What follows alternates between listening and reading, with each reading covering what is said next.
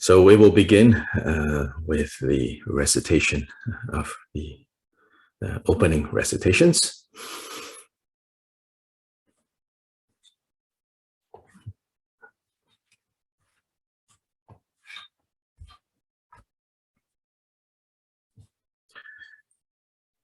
Remembering again and again that bodhicitta is the basis of our practice.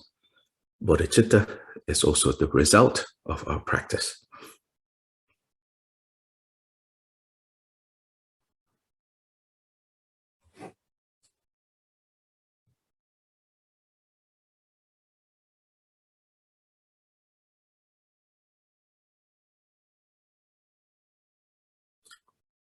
And bodhicitta is also the practice itself. So it's the basis, which means like the foundation of our practice. Then what we are practicing is also bodhicitta. And then the result of practicing bodhicitta is the actualization of bodhicitta. So in Tibetan especially, is often spoken as of the ground, the path, and the result.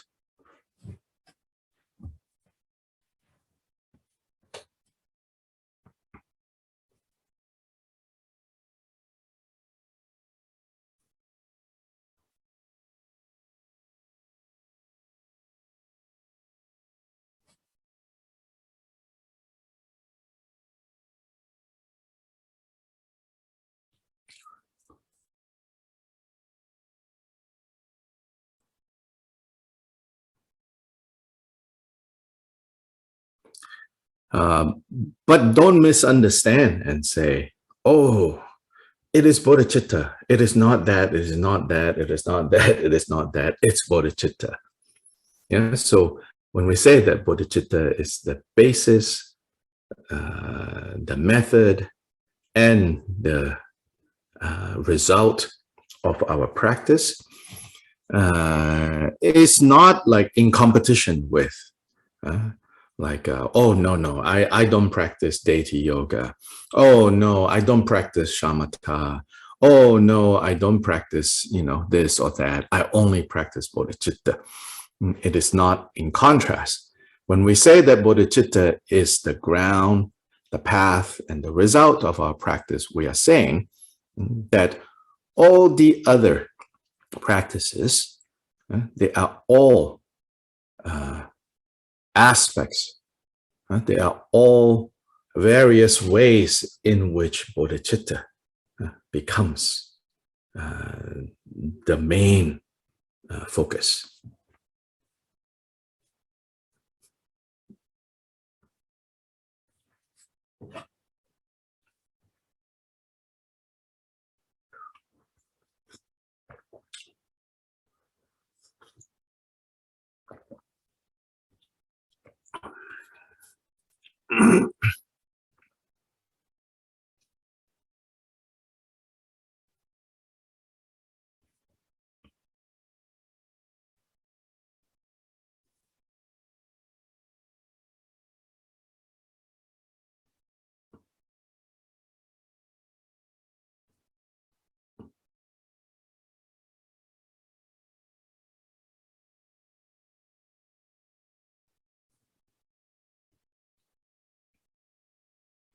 So much so that, when we avoid the non-virtues, we avoid the non-virtues with the understanding that we avoid the non-virtues, we give up the non-virtues as a way to practice bodhicitta. We engage in virtue. Why? We engage in virtue as a way to practice bodhicitta.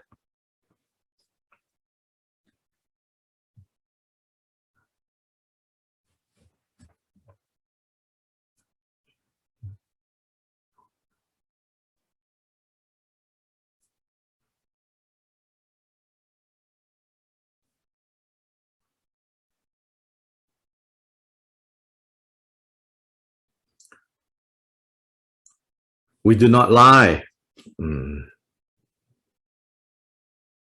because of bodhicitta. We tell the truth because of bodhicitta.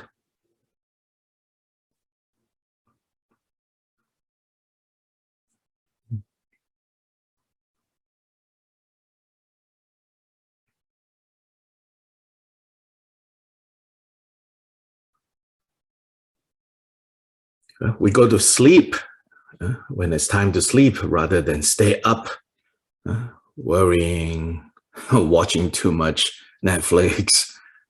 We go to sleep at the right time because of bodhicitta. We wake up in the morning refreshed because for the purpose of bodhicitta. So in this way, bodhicitta becomes the single context that is all-encompassing.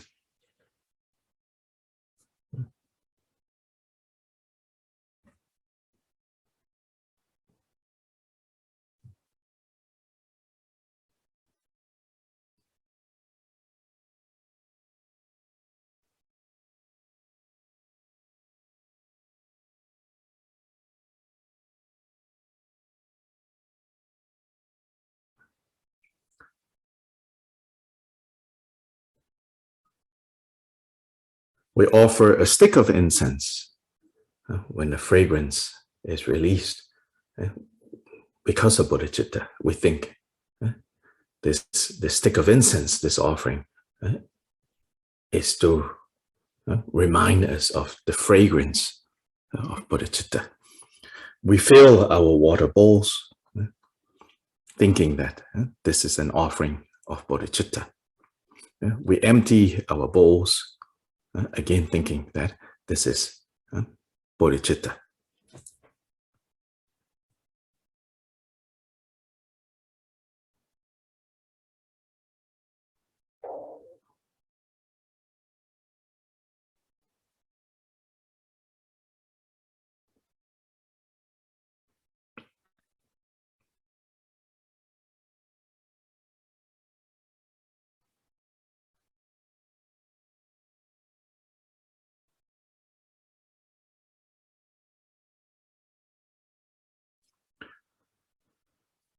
All mother sentient beings, limitless as the sky, especially those enemies who hate me, obstructors who harm me, and those who create obstacles on my path of liberation and all-knowingness, may they experience happiness and be separated from suffering. I will quickly establish them in the state of the most perfect and precious Bodhi, all mother sentient beings as limitless as the sky, especially those enemies who hate me, obstructors who harm me, and those who create obstacles on my path to liberation and all knowingness, may they experience happiness and be separated from suffering.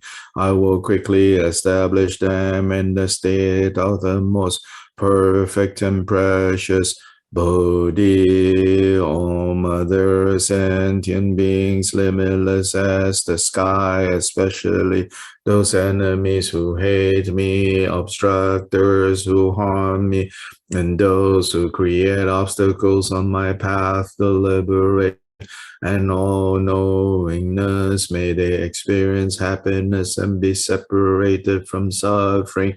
I will quickly establish them in the state of the most perfect and precious Bodhi. Thus, until I achieve Buddha, I engage in virtuous deeds with body, speech, and mind. Until death, I engage in virtuous deeds with body, speech, and mind. From now until this time tomorrow, I engage in virtuous deeds with body, speech, and mind. In the Buddha, Dharma, and Sangha most excellent, I take refuge until Bodhi is reached by the merit of generosity and other perfections. May I attain Buddhahood for the sake of all wandering beings. In the Buddha, Dharma, and Sangha most excellent, I take refuge until Bodhi is reached by the merit of generosity and other perfections. May I attain Buddhahood for the sake of all wandering beings. In the Buddha, Dharma, and Sangha most excellent, I take refuge until Bodhi is reached by the merit of generosity and other perfections. May I attain Buddhahood for the sake of all wandering beings. May all other sentient beings, limitless as the sky, have happiness and the causes of happiness. May they be liberated from suffering and the causes of suffering. May they never be separated from the happiness that is free from sorrow. May they rest in equanimity, free from the bias of attachment and aversion. May all mother sentient beings, limitless as the sky, have happiness and the causes of happiness. May they be liberated from suffering and the causes of suffering. May they never be separated from the happiness that is free from sorrow. May they rest in equanimity, free from the bias of attachment and aversion. May all mother sentient beings, limitless as the sky, have happiness and the causes of happiness. May they be liberated from suffering and the causes of suffering. May they never be separated from the happiness that is free from sorrow. May they rest in equanimity, free from the bias of attachment and aversion.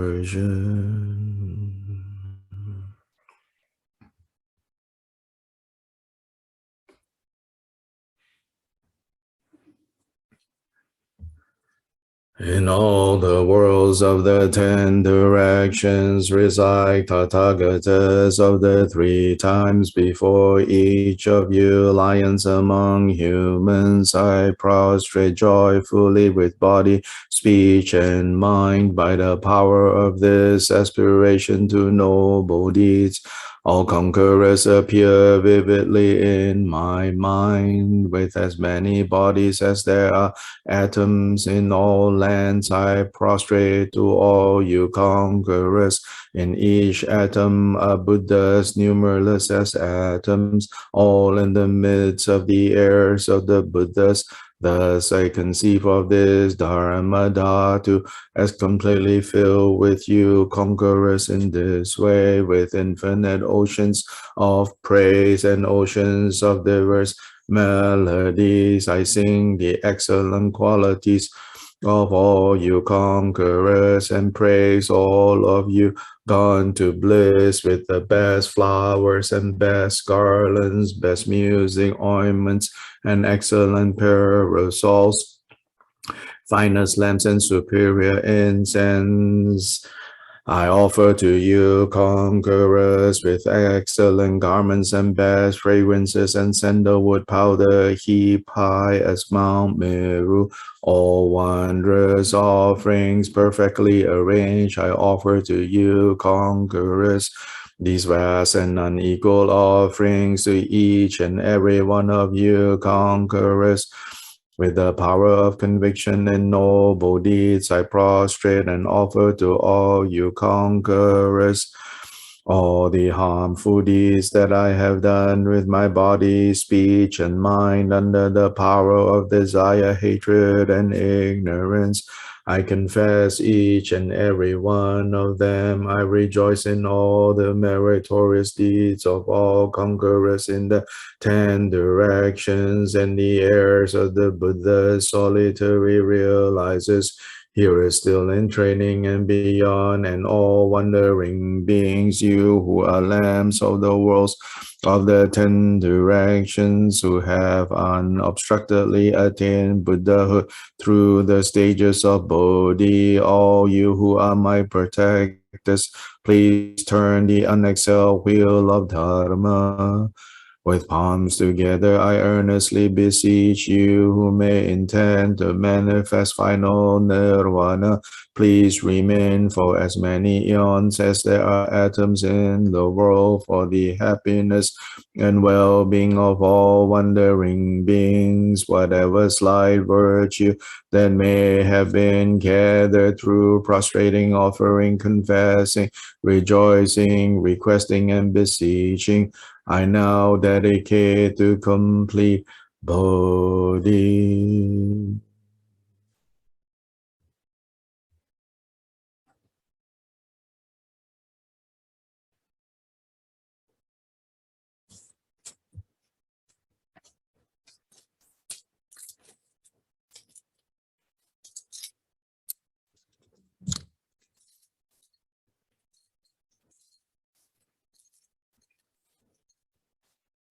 This ground sprinkled with scented waters and strewn with flowers, adorned with the supreme mountain and 4 continents, sun and moon, I visualize as a Buddha land and offer it.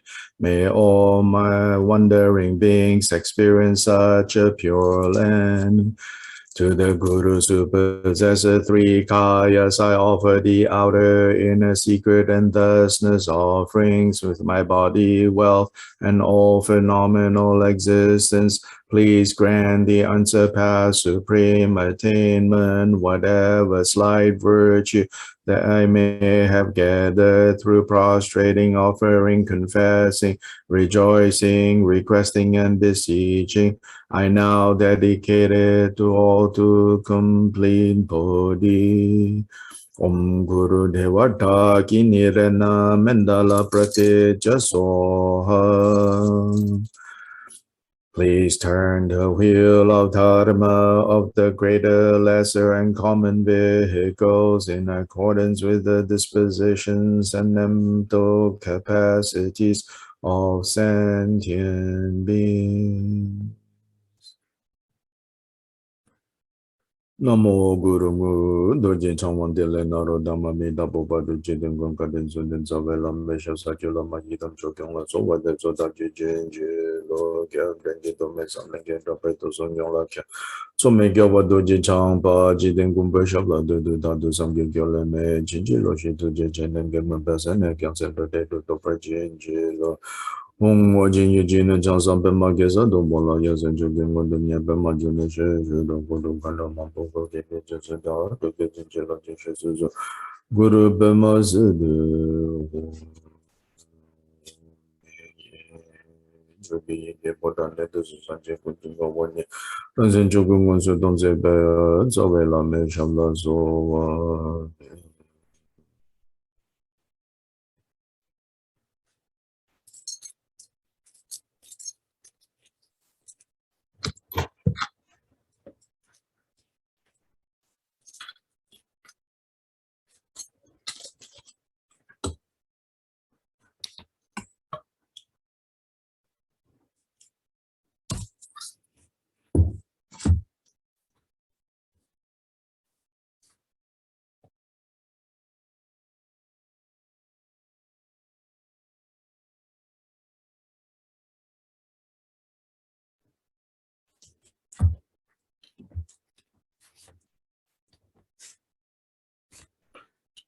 Yeah, so welcome back to everyone.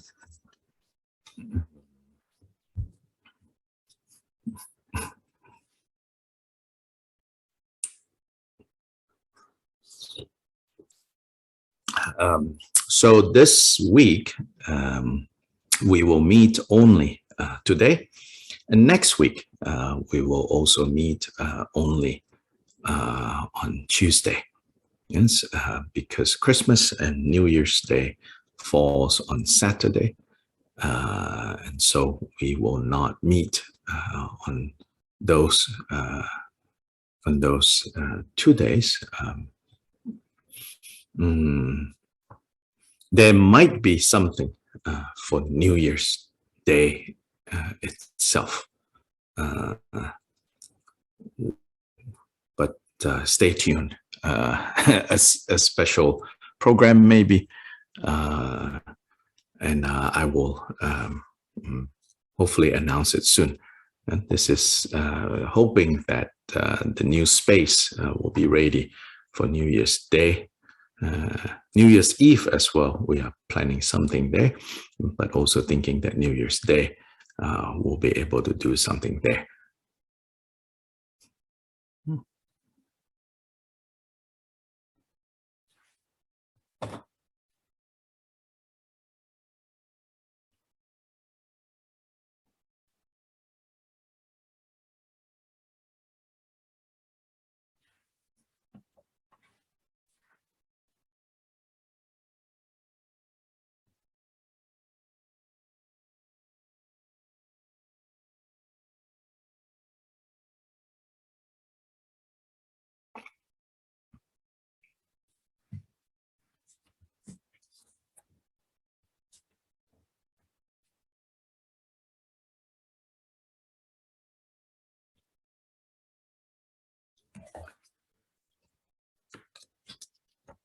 So now we continue with chapter 8 of the Bodhicharyavatara. We finish, I believe, until verse 128.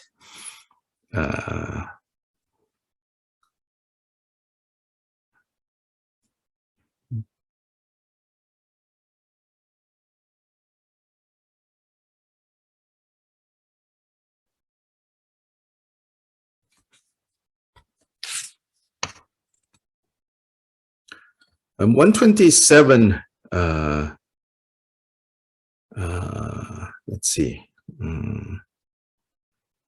126 to 128, basically Shantideva is saying that if we work, with only self-interest in mind, then we actually destroy even our self-interest. But if we work with the interests of others in mind, even though it seems in our very limited short-term view, it may seem as if, right, that we are working for the benefit of others and disadvantaging ourselves, but in fact, true benefit comes to ourselves.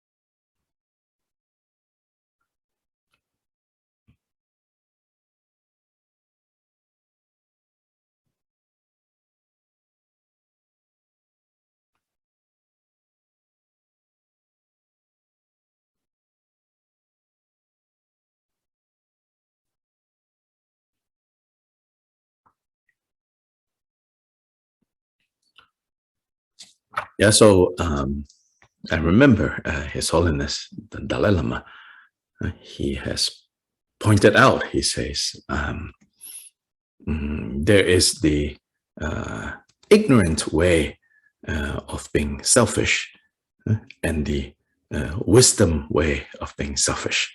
He says the ignorant way of being selfish is the normal way that we are selfish.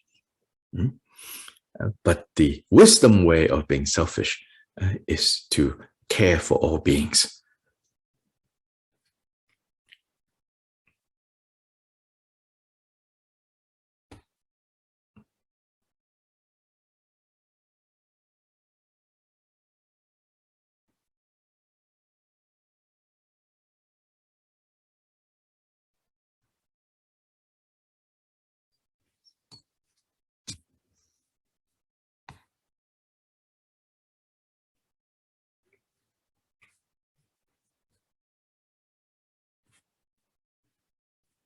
Waiting, did you hear the last part?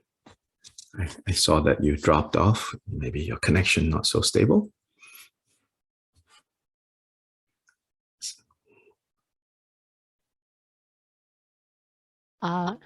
Yes. Hello. Yes. Can you hear me? Now I can. Yes. Yeah, I heard, but Yeah, okay. I'm yet to translate it. Oh, okay. Go ahead. Yeah. Yeah. The ignorant way of selfishness and the wisdom way, right?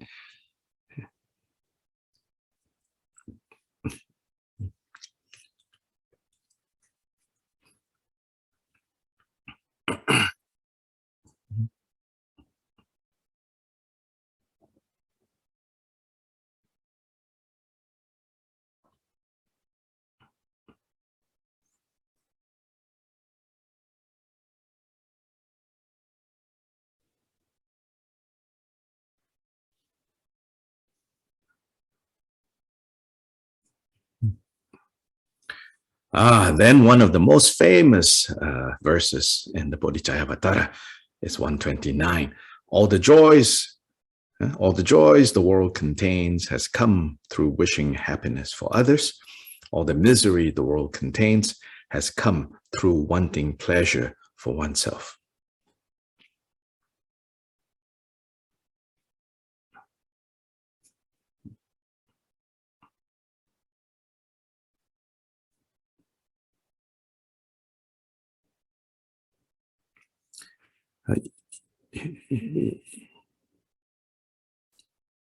You could say that, in a way, the whole text, the whole text here is making this point.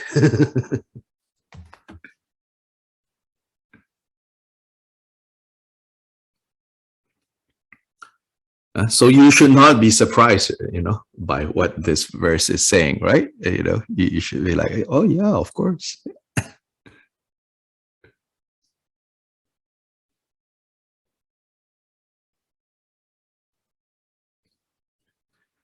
But nonetheless, we all are still committed to wanting pleasure for ourselves.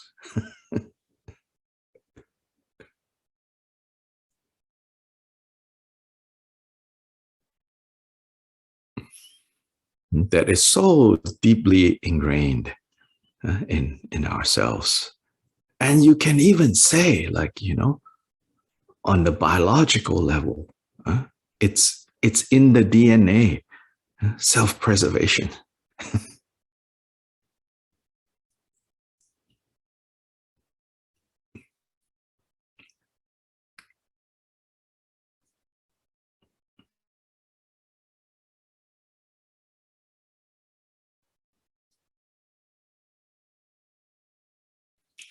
And the genetic impulse to continue on for self-preservation is so strong.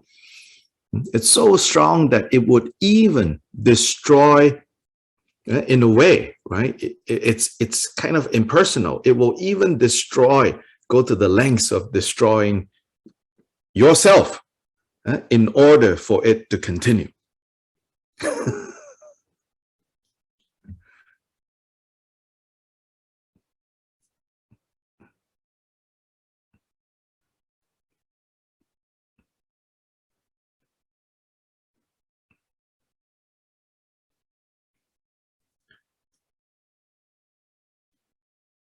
So from modern science, we can maybe appreciate 129 even more by understanding a little bit about, evolutionary biology, like this genetic coding, so to say, for self-preservation is so strong that it is actually impersonal. It will even destroy you if you are not careful in order to have it, this genes to continue. So we can see, like in the, for example, the best examples I can think of, like in the insect realm. There are certain spiders, in order to ensure the continuity of its genes, that species of that particular spider species, right? The male, when engaging in sex with the female of the spider, it will even allow the female to eat it. And to let it slowly eat it so that it can continue to pass on its gene, to impregnate the female. So as the female is eating the male kind of willingly allows that, because the impulse, of this kind of, for the genes to continue is so strong.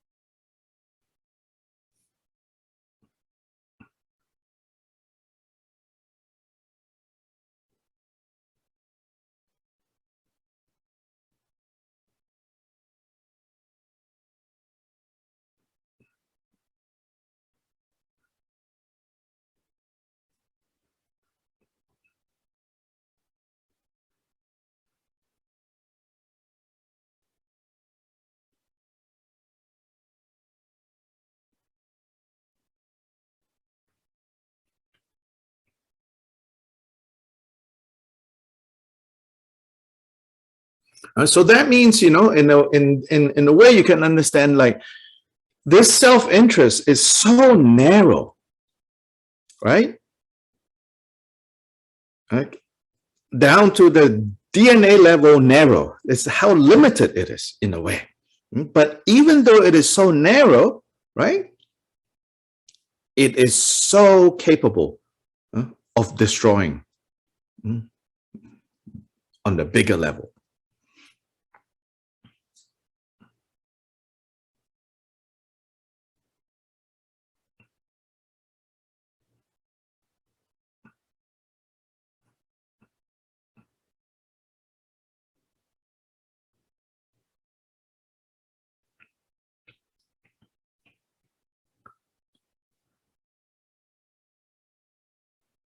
So here you can see that the Buddha, when the Buddha talks about like natural, he's not talking about biological natural, because in fact the biological natural will destroy you if you give in to it.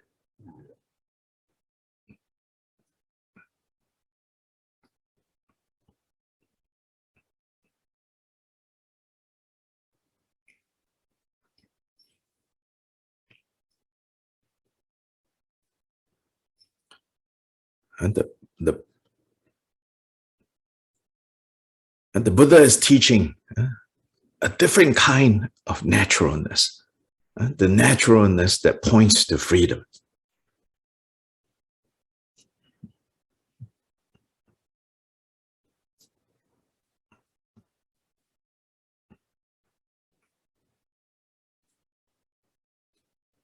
The Buddha is saying, can you see, how narrow, how little, in a way little, how narrow, how petty, that naturalness that you have been allowing to run your life. Can you see that, the Buddha says, and the consequences of that. And if we can see that and the consequences of that, then we have to begin to broaden this sense of self,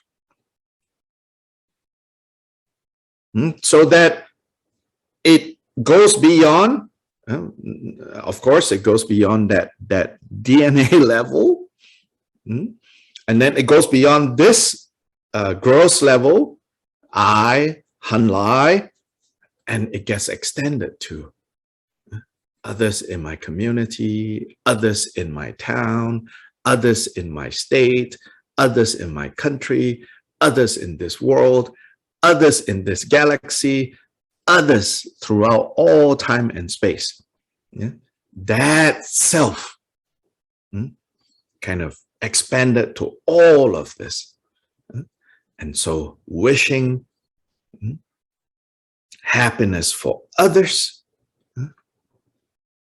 will then truly bring about our own happiness, our own freedom.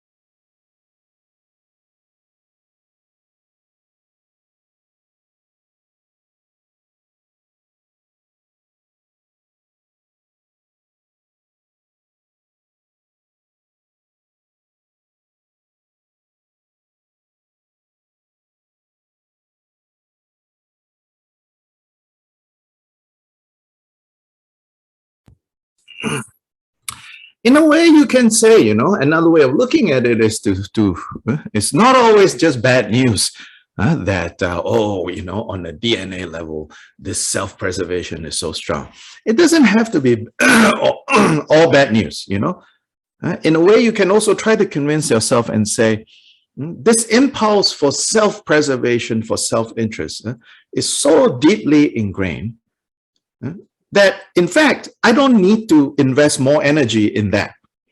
It will naturally do that. Naturally in the worldly way, right? It will naturally do that. So now I can wholeheartedly, without worry, throw myself in the project, right? In the seemingly unnatural project of working for the happiness of others. So if other people come to you and say, oh, you got to take care, you have to, you know, be selfish for yourself, you can say, no, that one I naturally do already, don't worry. So now instead I should put my effort in really considering others, caring about others.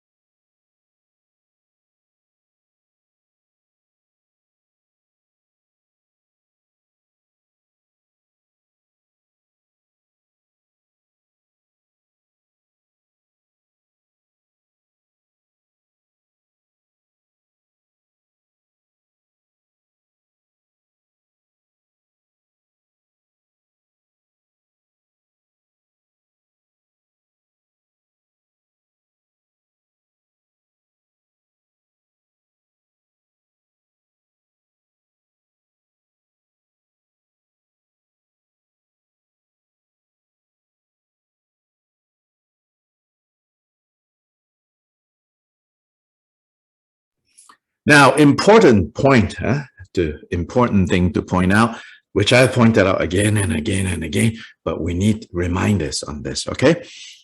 working for the benefit of others, thinking about the welfare of others, thinking of benefiting all mother sentient beings, is not worrying about others, worrying about the state of the world, worrying about this, worrying about that. No.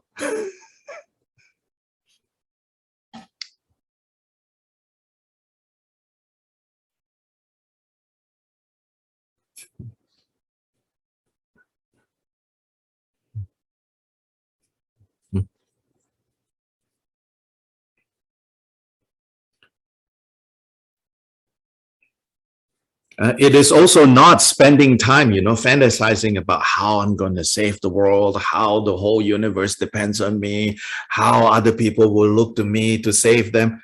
Not that, okay?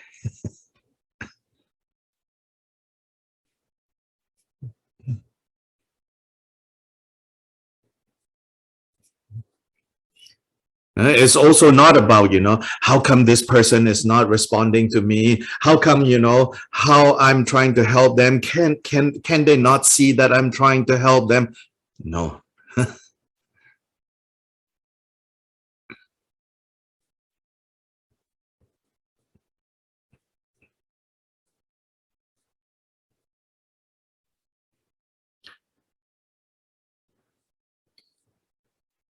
Oh, we are destroying the environment. Oh, the government is evil and corrupt and all this, all that.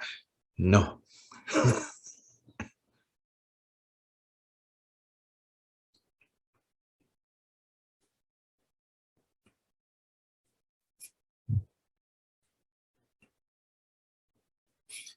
See, during Buddha's time, during Shantideva's time, they don't have, well, Buddha, of course, we say, and Shantideva, of course, they, if we believe, what the tradition says, someone like the Buddha, someone like Shantideva, of course, their knowledge and awareness of the world is not like people around them during their time.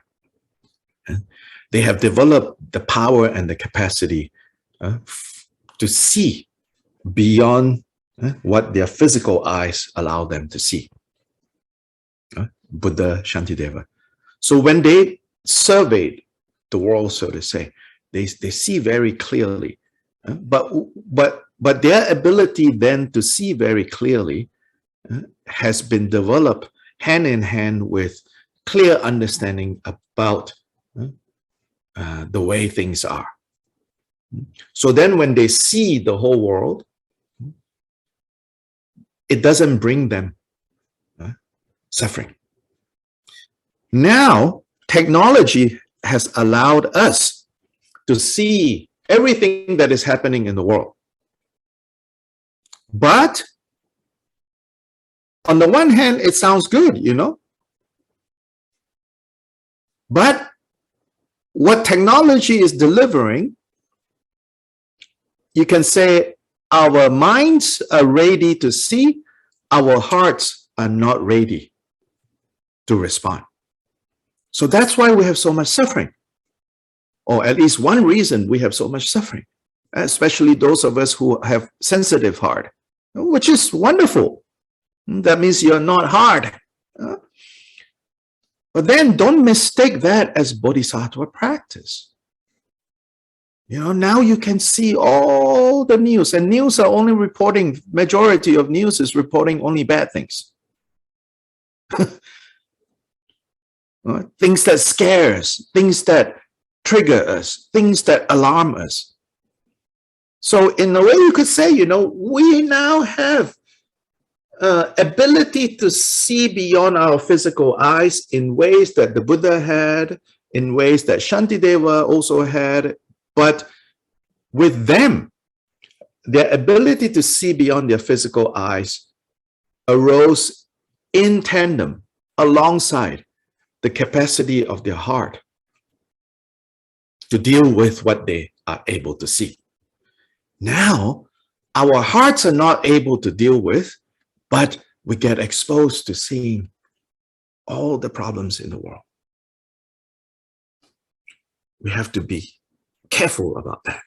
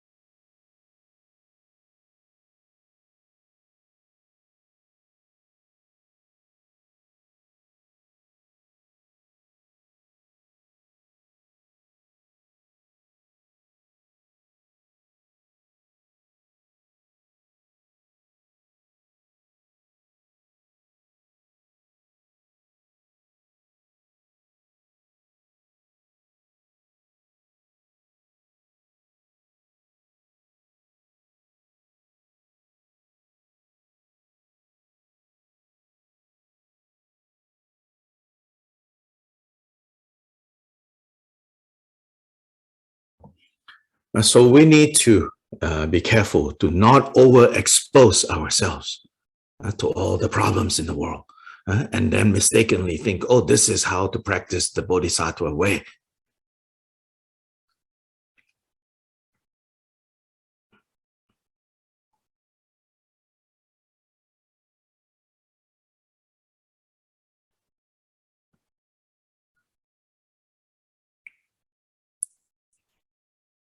And so even though, the wording of the Bodhisattva vow and the teachings that we hear talks about, benefit of all mother sentient beings without limits, right? As a practical place to start, just focus on within 100 meters of our physical bodies. All mother sentient beings. The prayer says, limitless as the sky. Like ourselves, we can say, all mother sentient beings, limitless as the sky, but starting with, within 100 meters of where I am physically. Start there. Otherwise, it becomes too abstract. Then it becomes just blah, blah, blah, blah, blah on the one hand. Or if it is not just blah, blah, blah on the mouth level, and we actually try to do it, but we don't have the capacity to do it, then we just watch news, news, social media, bad news. Then we feel all sad, and then we think, oh, this is the Bodhisattva way. Then frantically, maybe we start doing prayers for them. Money by mo. Oh, please get rid of suffering. COVID, I chant this mantra, chant that mantra. Please let it go away, let it go away. Then when you finish chanting mantra, you're like, wait, it's not gone yet,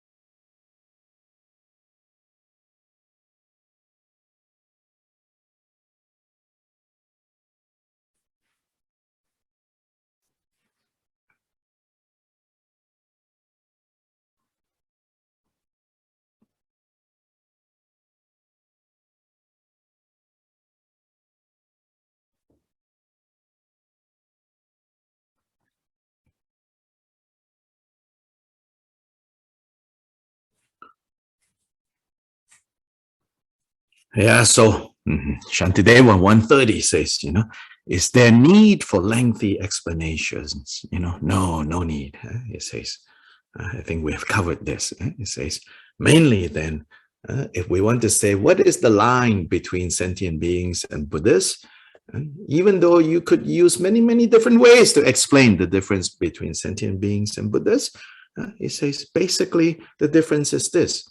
Buddhas see and understand and have the ability to really consider the welfare and the happiness of all beings as their basic concern, whereas we right now don't have that capacity and even don't have the awareness to operate that way.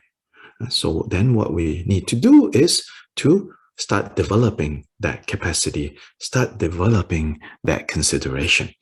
And as I said before, start by being able to, all the people that we interact with,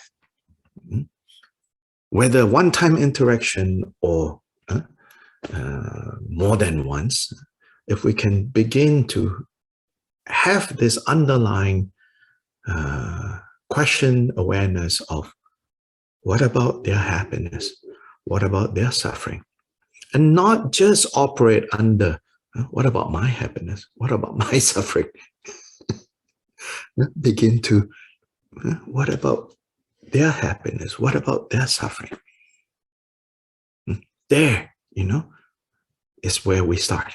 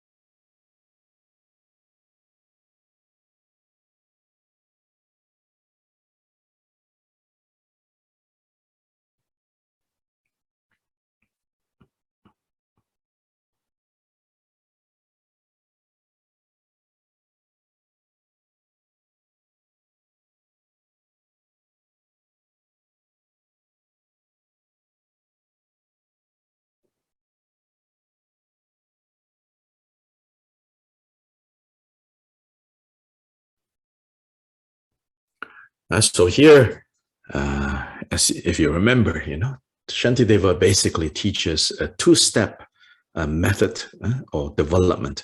First, equalizing self and other. Next, exchanging self with other. So 131, he says, so now, if I don't do this exchange, my happiness for others' pain, then Buddhahood will never be attained.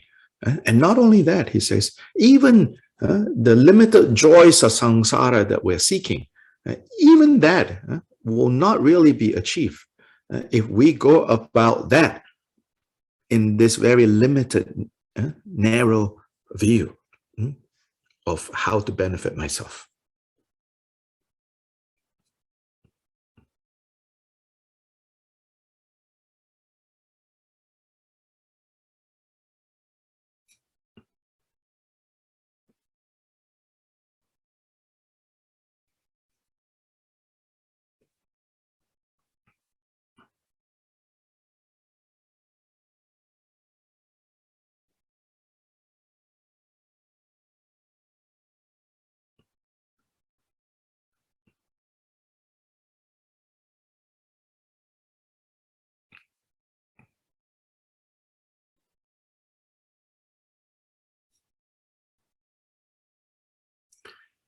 Uh, 132, he says, leaving aside this future lifetimes,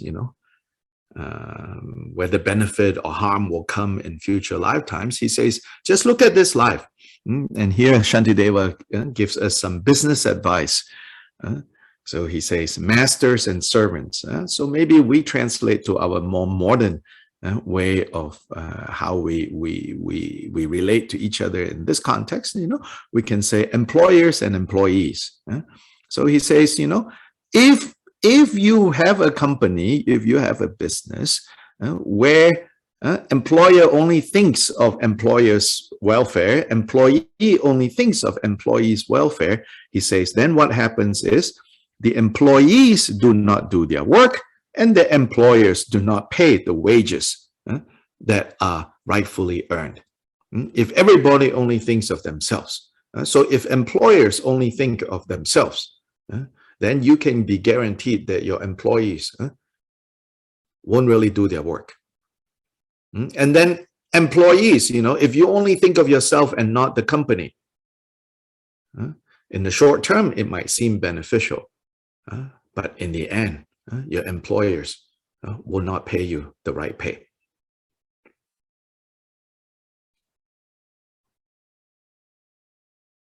Will not pay you what you have really earned.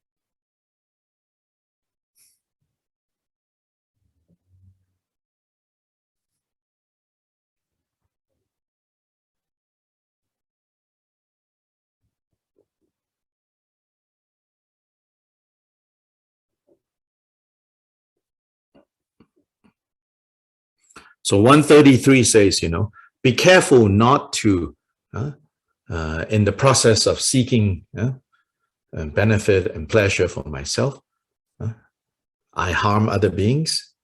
Because if you do that, if we do that, then we throw away all the abundant joys that may be gained in this life or in future lives, and instead bring about intolerable pain for ourselves.